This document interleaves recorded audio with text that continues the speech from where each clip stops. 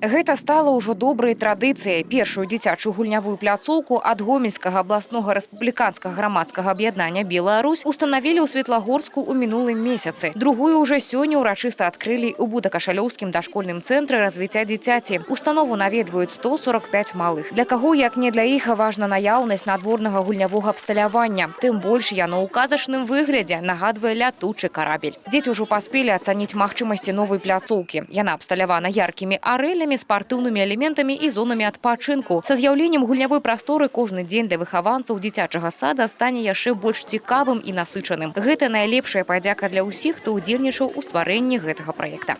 І гэта яшчэ не ўсе падарункі. Ва ўстановах адукацыі горада Будакашалёва прайшла сімвалічная акцыя «Дзеці малююць радзіму». Гэта малады сумесны праект Гомельскай абласной арганізацыі «Беларусь» і тэлерадыёкампаніі «Гомель». Першакласнікам уручылі тэматычныя кніжкі-размалёўкі, створаныя развіваць любоў да роднай зямлі, яе прыроды і культурных традыцый праз творчасць. На гэтым добрыя справы не заканчваюцца. Гомельскай абласной арганізацыі «Беларусь» аказана дапамога дзіцячаму садку нумар 10 горада Гомеля. Гэта спецыялізаваная установа для дзяцей з парушэннем мовы, дзе абсталявалі інтэрактыўны пакой. Ну яшчэ да Дня сям'і ў наступным годзе плануюць устанавіць вялікі гульнявы комплекс у самым цэнтры горада над Сожам.